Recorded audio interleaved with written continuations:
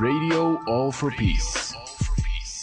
אז יום ירושלים היום, יום של שמחה, יום של דריכה על אצבעות, כל אחד ואיך שרוצה לראות את הדברים, או כל אחד איך שמרגיש את הדברים מן הצד שלו, וזה זמן לבחון איך באמת ירושלים פועלת ונראית, כי ירושלים היא קצת אחרת. ביום חמישי האחרון התקיים כנס של שתי מדינות מולדת אחת, שבו השתתף גם דוקטור עומר יוסף. עומר יוסף הוא אדריכל, מתכנן ערים, אורבניסט, מלמד גם כפרופסור באוניברסיטת קודס. השיחה איתו תהיה באנגלית, אני אתרגם מפעם לפעם, ויש לו ראייה מאוד מיוחדת על ירושלים ועל מה שירושלים מציעה. Good morning to you, Dr. Omar Yusuf. Hi, good morning. How are you? As I told our listeners, I heard you on Thursday at the Two States, One Homeland conference, and you were talking about something that I've never heard about before, social ecology system. You were saying that as an urbanist, when you look at a city or at any kind of planning some kind of where people are supposed to live, habitat, then there is a special ecology which I thought was always about nature. But you said no, there is another kind of ecological system. Can you please explain? What does that mean? Yes. We usually tend to take ecology out of nature and see only the complexity of nature in that. But I would say there is already a new way of looking at things. It practically takes reality more into consideration and the complex reality. So talking about social ecology is a more holistic way of looking at social phenomena. It examines the complex interaction between space, politics, and everyday life of the people. And here is the importance of it. Mm-hmm. It doesn't stop the phenomena of the city, like when we talk about the city. So what you're saying is actually that religion, beliefs, political emotions, everything feelings, is part of one ecological system which affects us on our everyday life. Exactly. Okay. Exactly. So because it's a bit complex, let me just for a second, I'm sorry to translate for a second.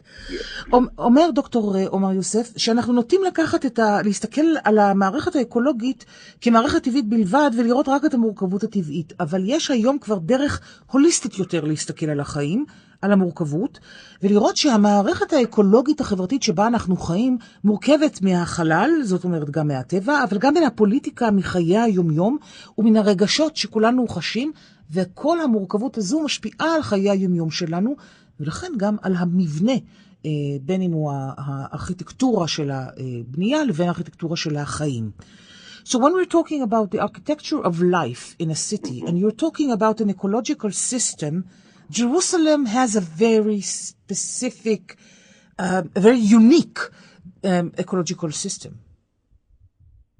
Yes, and this unique ecological system is totally related also to the case of occupation, which creates different phenomena in the city.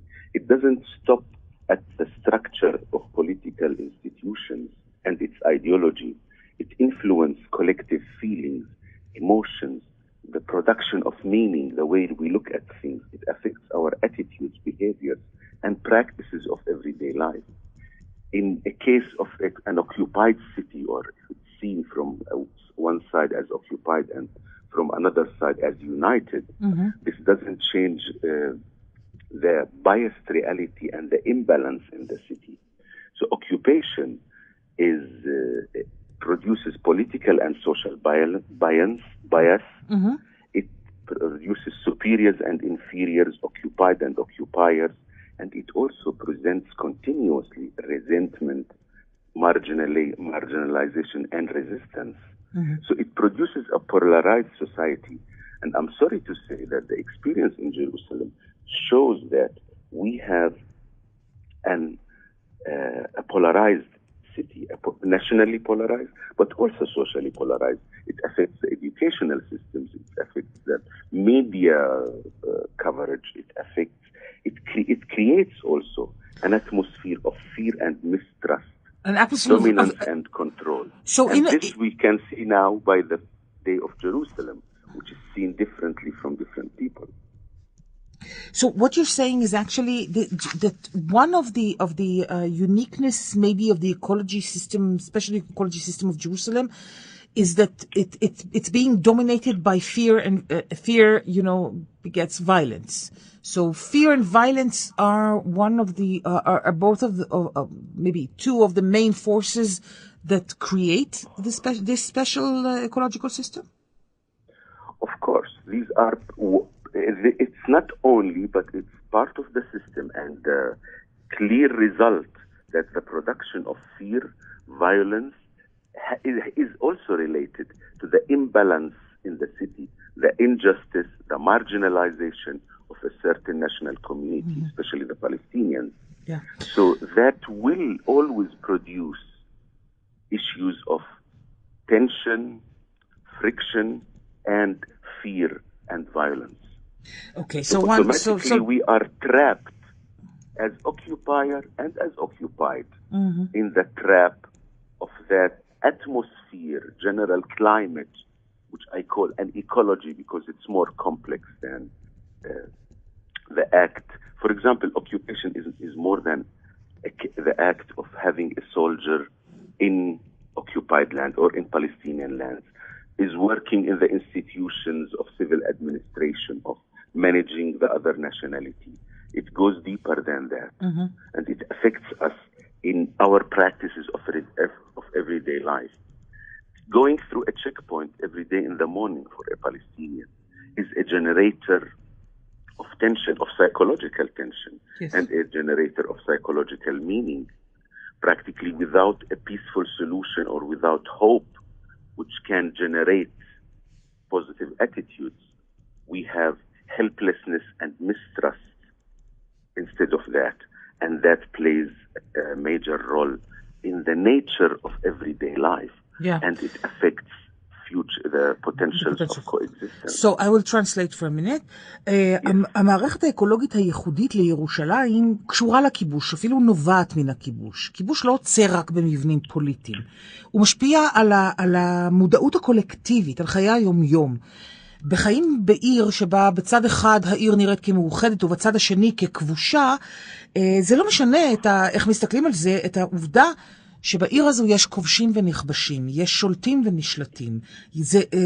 התנהלות כזו מייצרת התנגדות. אפשר לומר שבכל המערכות אנחנו יכולים למצוא את הפחד, את האלימות. בעצם האקולוגיה של הכיבוש מייצרת מערכת אקולוגית-חברתית של פחד ושל אלימות שנובע מהפחד. כתוצאה מזה יש חוסר איזון מתמיד, חוסר צדק מתמיד, מתיחות בלתי פוסקת וחיכוך. כולנו, כובשים ונכבשים כאחד, לכודים במלכודת האקולוגיה של הכיבוש והפחד. כיבוש, אומר לנו דוקטור עומר יוסף, הוא יותר מאשר רק בירוקרטיה של כיבוש, או חיילים. כיבוש הוא חיי היום-יום. בתחושה היומיומית ובסדר היום של כולנו, מעבר במחסום עבור פלסטיני מייצר לחץ רגשי ומתח וחוסר תקווה. אלה מייצרים מצידם ייאוש וחוסר אמון, שמחזקים שוב את הפחד שמייצר אלימות. כולנו, הוא אומר, בעצם קורבנות של הכיבוש. So, Dr. Yusuf, I have to ask you, if we are all trapped in some kind of an ecological, social ecological system of occupation, which begets fear and violence and tension, what can we do, and how, if Jerusalem is kind of, a lot of people treat it or regard Jerusalem as the heart, the basis of the Israeli-Palestinian conflict. Can we look at Jerusalem and see also an opportunity? Yes, I believe this is a way of analysis that helps us also to develop our attitudes. Until now, the dominant attitude was Jerusalem for only one group. If we want to be loyal to Jerusalem as a multinational city, we should accept that it's important for different groups of people, for the Palestinians, for the Israelis, for Muslims, Christians, and Jews. So practically looking at it from that way, we need a kind of shift paradigm in our mentality that we want to share this city. And in reality, this city is a micro model of the macro system which we have in the conflict or Israeli-Palestinian conflict. So we need a paradigm shift which accepts sharing. What you're saying is actually what we say when now we think Jerusalem is all mine. What we should really think is we want to share the city. We want to live together, side by side. We are trapped anyway, Palestinians and Israelis, in the future of having to live together. Nobody will eliminate the other. So this should also permeate our attitudes, our idea, our identity, and not just to stick to that. That is the product of occupation, of the climate of occupation, of the social ecology of occupation, and we should crack this vicious circle which reproduces itself. So I believe many times the people say, we want peace. But we want peace with occupation, or we want peace only for us. This is reproducing the whole system of inequality and bias and exclusion of the other. So I think, yeah. But when you look at Jerusalem today and you look at the imbalance between the societies that create this puzzle, which is Jerusalem, do you see, you looking into the future, in the near future, do you see it as possible to share the city? Share the city by, for example, getting to some kind of a joint municipality or communities taking real part and responsibility in reaching the decisions regarding Jerusalem, the everyday life in Jerusalem, not, the big high politics, but the everyday life. Is it possible? Yes. I really see that very possible, and it is done in other countries. Like usually municipalities, large municipalities, like let's see Berlin. Berlin is many municipalities under one council. So I believe it's very important to deal with Jerusalem in a form like that, where Palestinians can manage their life, Israelis can manage their life, and they should coordinate the situation between themselves, between those entities, because it's important to have also a council, an umbrella council of coordination. Yeah. And by that, we free ourselves from the issue of dominating another nation, because even the dominant, the occupier, is polluted and influenced by those negative aspects. Yes. Tension which happens, people who use violence in the Palestinian areas go back home, and some of the phenomena is that they keep using violence because they are used to it, even in their families. I would say, for example, they may be violent to their kids, or they may be violent to their women. Yeah. So practically we need to break that of course, relationship, and that can be done in Jerusalem. So two municipalities governing each other, governing their people, and then joining one coordinating council body. Yes, we can find in details the system, how does it work, but this is the principle. Okay. And this is practically the essence of making peace.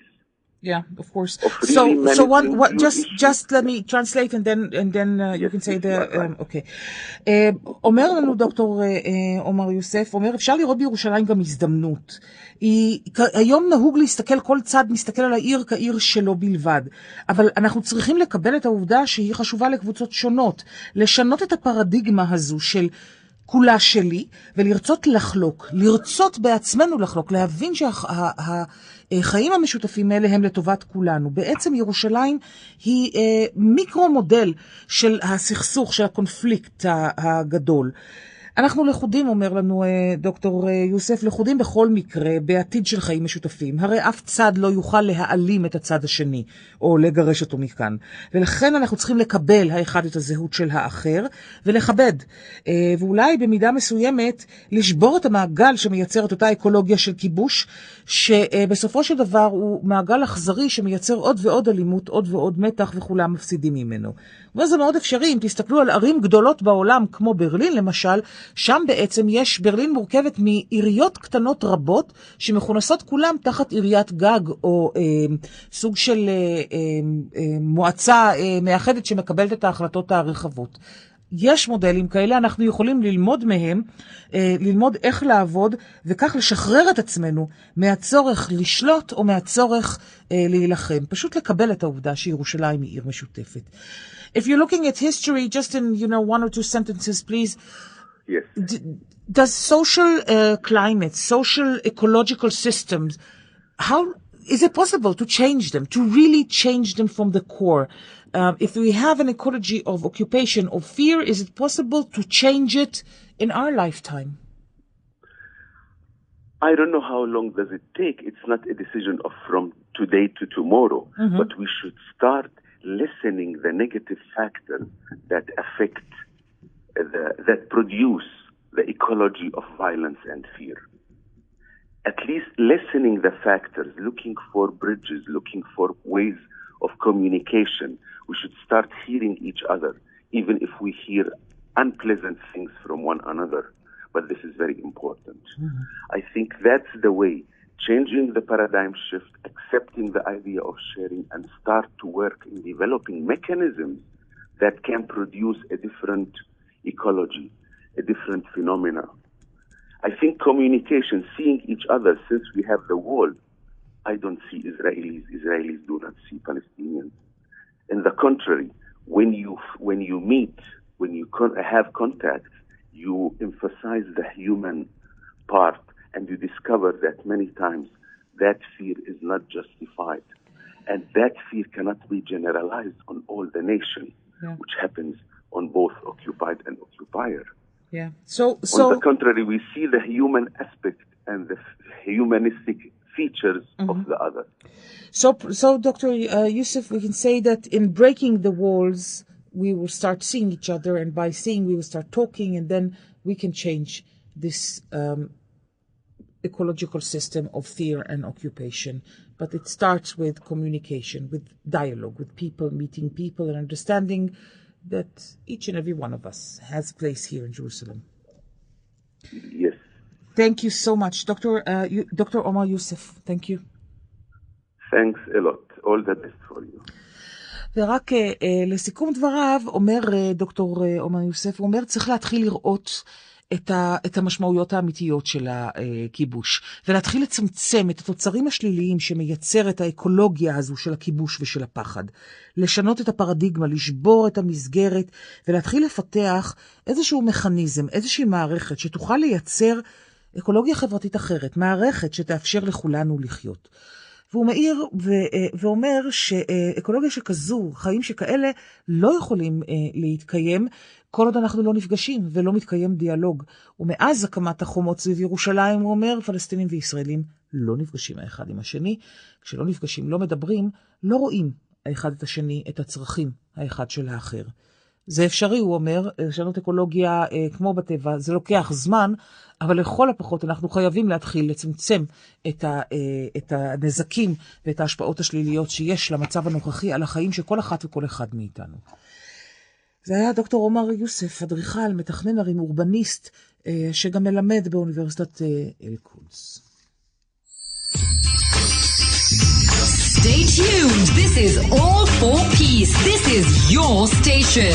Radio 4.